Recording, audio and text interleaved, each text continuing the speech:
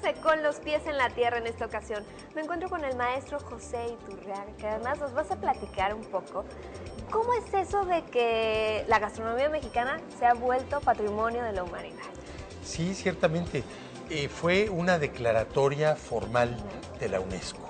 La cocina tradicional mexicana fue declarada Patrimonio Cultural de la Humanidad. Esto es importantísimo. En primer lugar, todos sabemos que la UNESCO no es un club de gastrónomos, No, claro que no. No es una organización turística o restaurantera internacional. La UNESCO es la más alta autoridad cultural del planeta. Entonces, una declaratoria de la UNESCO a favor de, en este caso, de nuestra cocina, no es porque sea muy sabrosa, es por sus implicaciones culturales.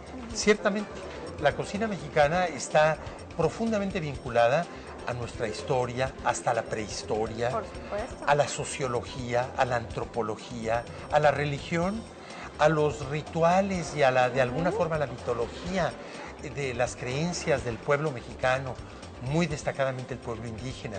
Entonces, todo esto fue un reconocimiento que la UNESCO consideró para hacer esa declaratoria. Y hay que destacar una cosa, la primera cocina del mundo que la UNESCO reconoce como Patrimonio Cultural de la Humanidad fue la mexicana, 16 de noviembre del 2010. Ya había habido algunos intentos, ¿no es así? Había habido un intento 5 años antes, que también lo habíamos hecho nosotros, en una ONG que tenemos, Conservatorio de la Cultura Gastronómica Mexicana. Este conservatorio preparamos allí el expediente, el estudio que se presentó a la UNESCO. Claro que no directamente, porque los únicos que pueden presentar propuestas a la UNESCO son los gobiernos que forman parte de la UNESCO.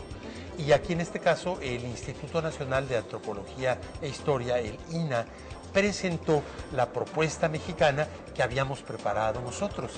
En el 2005 no prosperó, en buena medida porque todavía la UNESCO no tenía suficientemente claro, no se había definido la Convención del Patrimonio Cultural Inmaterial. Esto sucedió hasta el año siguiente. En el 2010 ya estaba esa convención y en la misma sesión donde se aprobó la cocina mexicana, que fue la pionera en el tema, se aprobó, nada más eso faltaba, la cocina francesa. Pero somos los pioneros y la primera en ser reconocida por UNESCO. ¡Qué maravilla! Ahora dime, ¿cómo preservas un patrimonio inmaterial, no? Porque un monumento, una estatua o este tipo de cosas son como muy fáciles, ¿no? Son tangibles, las podemos ver, las podemos preservar. ¿Cómo preservas algo inmaterial? Bueno, justamente lo inmaterial tiene que ver sobre todo con las tradiciones de los pueblos. Podemos decir que el patrimonio material, bien lo dices, monumentos, ruinas, pirámides, templos, todo ello es, por decirlo así, un patrimonio muerto. En cambio, el patrimonio inmaterial son las tradiciones de los pueblos, claro, es el patrimonio vivo. Entonces, ¿cómo era posible que la UNESCO reconociera desde los años 60 al patrimonio muerto de los pueblos y no al vivo? Sí, a partir del año 2000, apenas hasta el 2000, empezó la UNESCO con este tipo de reconocimientos. En México el primer reconocimiento fue a favor del Día de Muertos, de la fiesta del Día de Muertos. De la fiesta. Y en el caso de la cocina, en el 2010. Ahora, tu pregunta, ¿cómo lo preservas? Una declaratoria de la UNESCO no es nada más un honor y una distinción, también implica un compromiso. Y ese compromiso tiene 3 vertientes. El gobierno beneficiado por la declaratoria de la UNESCO, en este caso el mexicano, y además del gobierno nosotros, la ONG, adquirimos el compromiso de el rescate, la preservación y la difusión de la cocina tradicional mexicana.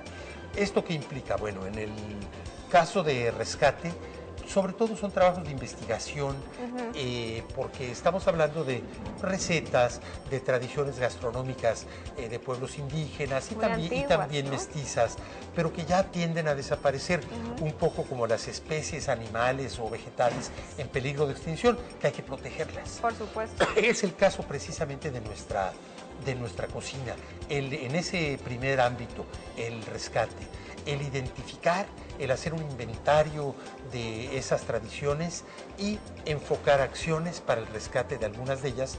No necesitamos el rescate de la tortilla, del mole, del adobo, sí, claro, pero hay otras que sí, mucho menos conocidas.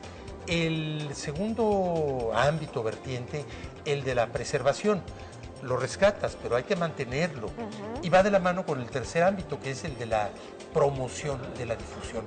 Este Foro Mundial de la Gastronomía es muy importante desde el punto de vista de la promoción, porque aunque están como países invitados algunos países del sureste asiático, Malasia, Indonesia, Tailandia, Singapur, en todo caso, el eje, por supuesto, es la cocina mexicana. Por supuesto. Y eso habla de una importante labor de promoción de nuestra cocina, y sobre todo en el sentido cultural, porque desde el punto de vista estrictamente gastronómico, todos los mexicanos comemos cocina mexicana. Para nosotros no es nada más una costumbre de las fiestas. Todos los días comemos frijolitos, comemos tortillas, comemos arroz, con mucha frecuencia un molito, un adobo. Pero a diferencia de otras cocinas, la que conocemos como cocina francesa es una cocina de élite, es una cocina festiva, a diferencia de nuestra cocina, que es cotidiana y también es festiva.